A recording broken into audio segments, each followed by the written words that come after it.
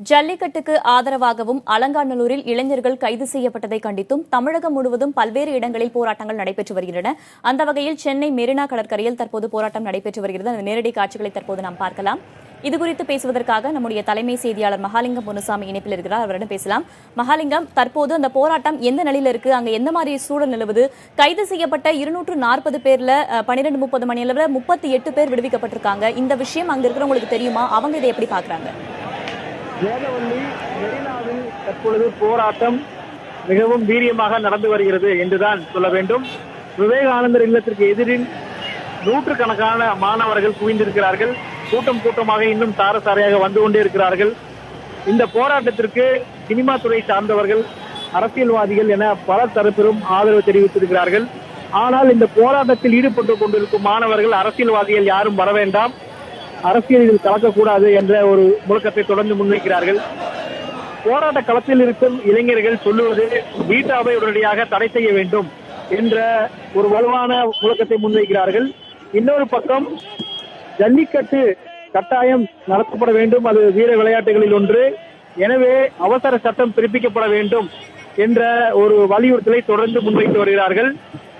குழந்தைகள், பெண்கள், இளைஞர்கள் இப்படி பல தரப்பட்டவரும் இந்த போராட்டத்தில் பங்கெடுத்திருக்கிறார்கள்.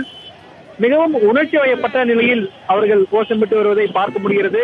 நீங்க கேட்கலாம் அவர்கள் கோஷமிடும் சத்தத்தை கூட. தொடர்ந்து இவர்கள் காலையிலிருந்து ஓயாமல் கோஷம் எழுப்பிக் கொண்டிருக்கிறார்கள் என்று சொல்ல வேண்டும்.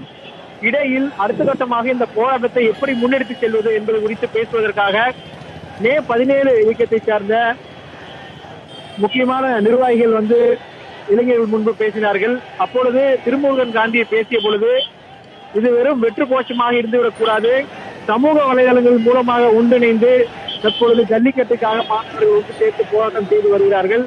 எனவே இது அடுத்த கட்டமாக எடுத்துச் செல்லப்பட வேண்டும், இந்த போராட்டம் தொடர வேண்டும் என்ற ஒரு வேண்டுகோளை வைத்தார். அதே போல மாணவர்கள், இளைஞர்கள் தங்களது பணிகளை பிரித்துக் கொண்டு அடுத்த கட்டமாக போராட்டத்தை முன்னெடுக்க வேண்டும் என்ற ஒரு விஷயத்தையும் சொன்னார். அது குறித்து இன்னும் முழுமையான முடிவுகள் எடுக்கப்பட்டதா என்று தெரியவில்லை.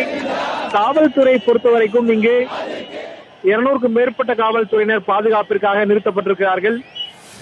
காவல்துறை துணை ஆணையர் மற்றும் கூடுதல் ஆணையர் இப்படி பல மட்டத்தில் பேச்சுவார்த்தைக்கான முயற்சிகள் எல்லாம் மேற்கொண்டார்கள். ஆனால் அது பலன் அளிக்கவில்லை என்றுதான் சொல்ல வேண்டும். ஏனென்றால் இந்த மாணவர்கள் போராட்டம் என்பது இதில் முக்கியமாக ஒழுங்குபடுத்தப்பட்ட போராட்டமாக போலீசார் கருதவில்லை. குறிப்பாக ஒவ்வொரு போராட்டத்திலும் இந்த போராட்டத்திற்கான தலைவர் ஒருவர் இருப்பார், அவர்கள் இந்த போராட்டத்தை முன்னெடுப்பார். காவல்துறையோ அல்லது அரசாங்கமோ அவரிடம் பேசி அவருடைய கோரிக்கை என்ன என்பதை கேட்டு அது சம்பந்தமான நடவடிக்கைகள் குறித்த ஒரு கருத்து பகிர்தல் இருக்கும். ஆனால் இந்த போராட்டத்தை பொறுத்த வரைக்கும் பல தரப்பட்டிலிருந்து, பல மாவட்டங்களிலிருந்து, வெளி மாவட்டங்களிலிருந்து, சென்னையிலிருந்து, பக்கத்தில் உள்ள மாவட்டங்களிலிருந்து, இப்படி பல மாவட்டங்களிலிருந்து வந்திருக்கிறார்கள். சமூக வலைதளங்கள் மட்டுமே இவர்கள் இணைத்திருக்கிறது என்று சொல்ல வேண்டும். எனவே சமூக வலைதளங்கள் மூலமாக தகவல் பகிர்ந்து ஜல்லிக்கட்டுக்கு ஆதரவாகவும் அலங்காநல்லூரில் கைது செய்யப்பட்டு வைத்திருக்கும் அவர்களை விடுதலை செய்ய வேண்டும் என்ற நோக்கத்துக்கு அவர்கள் கூறியிருக்கிறார்கள். அதனால் இவர்களை எப்படி ஒருங்கிணைப்பது, யாருடன் பேச்சுவார்த்தை நடத்துவது என்பதில் தற்பொழுது போலீசார் யோசனை செய்து கொண்டிருக்கிறார்கள். எனவே போலீசாருக்கு அது ஒரு மிகப்பெரிய நெருக்கடியாக இருக்கிறது என்றுதான் சொல்ல வேண்டும். இன்னொரு விஷயம் என்னவென்றால், போராட்டம் இன்னும் வலுப்பெற்றுக் கொண்டே இருக்கிறது.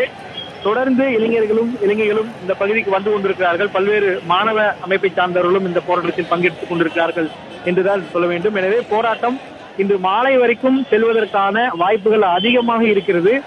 இன்னொரு பக்கம் இந்த போராட்டத்தில் ஈடுபடுபவர்களோடு எப்படி பேச்சுவார்த்தை நடத்துவது என்பது காவல்துறைக்கு இன்னும் சவாலாகவே இருக்கிறது என்று சொல்லலாம். அதனால் இந்த போராட்டத்தை எப்படி கையாளப் போகிறோம் என்பது காவல்துறைக்கு இன்னும் பிடிபடவில்லை என்றுதான் சொல்ல வேண்டும். ஆனால் உணர்ச்சி வயப்பட்ட ஒரு இளைஞர் கூட்டமாக இந்த கூட்டம் இருப்பதால் மிகவும் நிதானமாகத்தான் கையாள வேண்டியது இருப்பது என்று காவல்துறை கருதுகிறது. எனவே இந்த போராட்டத்தை பொறுத்த வரைக்கும் இன்று மாலை வரைக்கும் இந்த போராட்டம் செல்லக்கூடிய வாய்ப்பு இருக்கிறது. இவர்கள் கைது செய்யப்படுவார்களா என்றால் இதுவரைக்கும் எந்தவித தகவலோ அதற்கான அறிகுறியோ இல்லை. காலையில் இந்த போராட்டம் தொடங்கும் பொழுது போராட்ட களத்திற்கு அருகில் கைது செய்து ஏற்றுவதற்கான வாகனங்கள், பேருந்துகள் எல்லாம் நிறுத்தப்பட்டிருந்தன. தற்பொழுது அந்த பேருந்துகள் எல்லாம் இங்கிருந்து எடுக்கப்பட்டு விட்டன.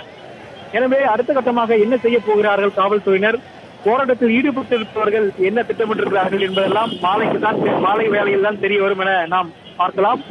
ஆனால் தற்பொழுது தொடர்ந்து சமூக வலைதளங்களால் இணைக்கப்பட்டு போராட்டம் இன்னும் விரிவாய் கொண்டிருக்கிறது. காலையில் தொடங்கும் போது கிட்டத்தட்ட 300 - 350 பேர் இருந்தார்கள் காலை 7 மணி வாக்கில்.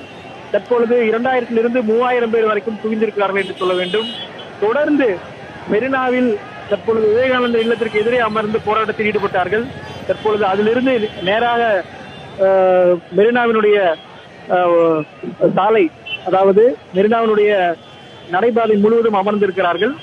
இது நீண்டு கொண்டே இருக்கிறது என்றுதான் சொல்ல வேண்டும். ஆதரவு பெருகிக் கொண்டே இருக்கிறது என்று சொல்ல வேண்டும். அதற்கு ஏற்றால் போல காவல்துறையும் தற்பொழுது நிறுத்தப்பட்டிருக்கிறார்கள். போக்குவரத்தையும் ஒழுங்குபடுத்திக் கொண்டிருக்கிறார்கள். கடற்கரை சாலை முக்கியமான நபர்கள் சென்று வரக்கூடிய சாலை. எனவே அந்த சாலையில் போக்குவரத்து பாதிப்பு ஏற்படக்கூடாது என்று இங்கே போக்குவரத்து காவலர்கள் அந்த பணியும் செய்து கொண்டிருக்கிறார்கள். இருந்த போதிலும் போராட்டம் ஓய்ந்த பாடில்லை. தொடர்ந்து அவர்கள் குரல் கொடுத்துக் கொண்டே இருக்கிறார்கள்.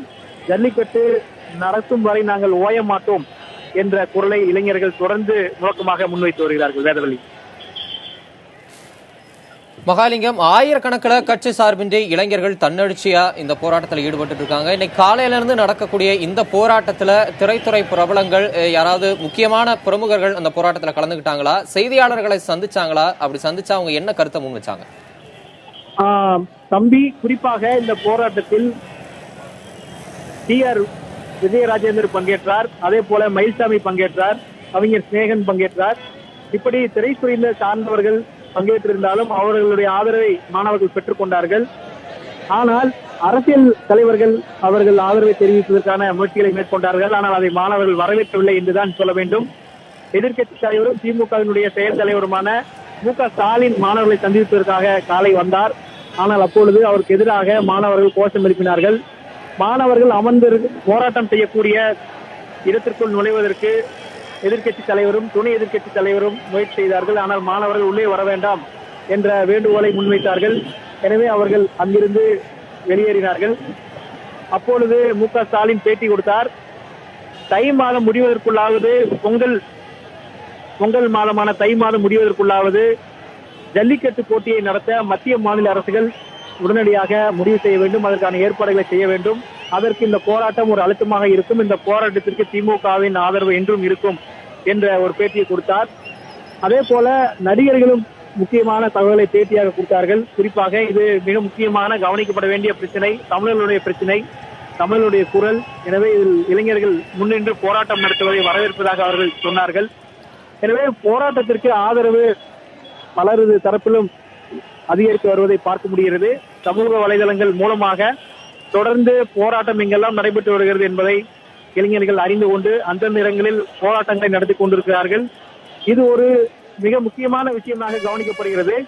இதற்கு முன்பாக போராட்டம் என்பது ஒரு ஒருங்கிணைக்கப்பட்ட அல்லது ஒரு கட்சி அல்லது அமைப்பை சார்ந்தவர்கள் தான் நடத்துவார்கள். ஆனால் தற்பொழுது எங்கு நடத்துகிறார்கள், எப்படி ஒருங்கிணைக்கிறார்கள் என்பது காவல்துறையாலோ அல்லது எந்த அமைப்பாலோ கண்டுபிடிக்க முடியாத ஒரு சூழல் இருப்பதை பார்க்க முடிகிறது. எனவே இவர்கள் போராட்டம் மிகவும் ஒரு புது யுக்தியாக இருக்கிறது என்று காவல்துறையினர் கருதுகிறார்கள்.